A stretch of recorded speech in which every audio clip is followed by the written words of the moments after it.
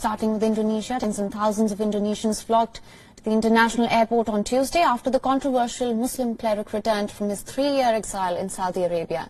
Riziek, the leader of the Islamic Defenders Front, left Indonesia in 2017 after facing criminal charges including pornography and insulting the state ideology.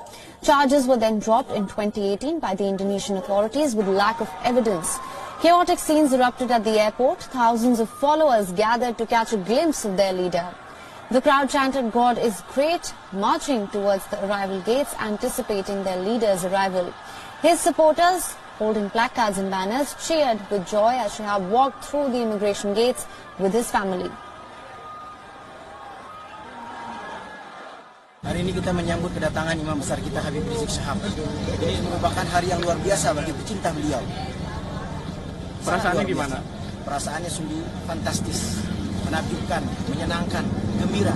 Ini suatu hal yang di luar ekspektasi manusia. Habib Riziek disambut dengan jutaan manusia dan alhamdulillah beliau sampai ke Indonesia dengan selamat. Alhamdulillah.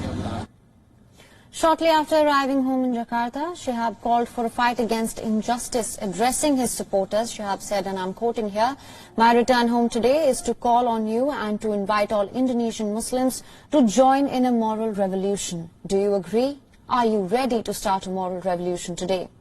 He said that the moral revolution should include fighting all kinds of injustice and corruption. He asked for changing the human nature from conducting bad deeds to good ones.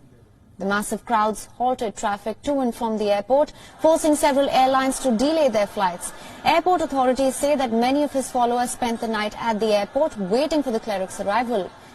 To maintain order, over 1,500 security personnel were deployed at the airport, including the military, and in a TV address, the group's spokesman urged the followers to maintain order and abide by the coronavirus protocols. He said, and I'm quoting again, "We did not mobilize them to come. They came voluntarily because they had long missed their beloved leader."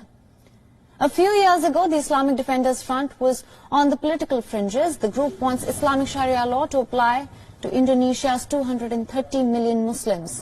It should be noted that Indonesia is the world's most populous Muslim country.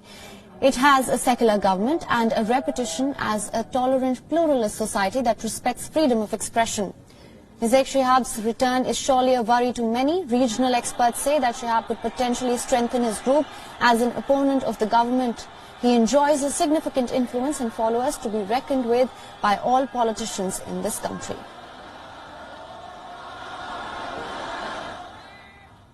And for more on this story, we have journalist Vandana Nanwani from Jakarta. Thank you so much for joining us. Could you begin by telling us a little bit about Syihab's return to Indonesia? Yes, thank you. So yesterday, really, as you said, thousands of people gathered to the airport to welcome the leader of the Islamic Defenders Front. And, you know, as local citizens, we did not really expect or anticipate such a huge crowd. As you said, again, it delayed around 27 flights. A lot of passengers who had flights that day really had to get down from their car and walk to the airport.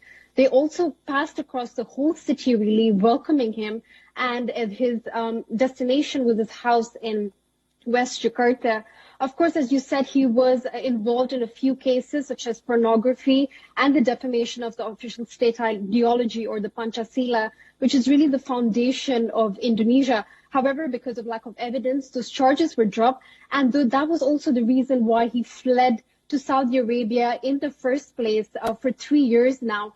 And so the people here, all that while in those 3 years, there were many cases that involved him, of course, religious cases.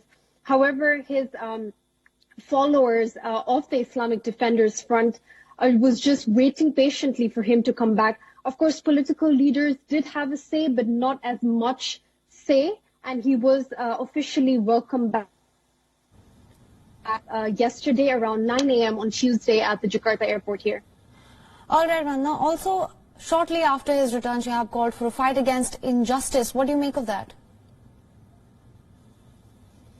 Yes, so of course he was, I'm sure he was referring to what has happened recently with the French president and Indonesia, as you said, is the most populated Muslim country. So they really took into offense what was said by the French president, and they take religious matters here very seriously. So he was definitely referring to the injustice on the Muslim people that has happened in the recent years.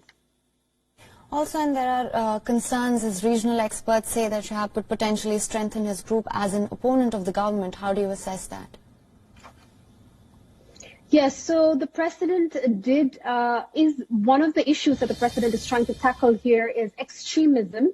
However, there's no solid or concrete plan that was proposed by the government or the president. And so we will have to wait and see on what they plan to propose. However, this is one of the issues that Indonesia has been struggling with, which is extremism. So as the leader of the Islamic Front yesterday just arrived back in Jakarta, we will have to wait and see what the government has planned to tackle this extremism, as there has been extremist cases here in Indonesia in the past recent years.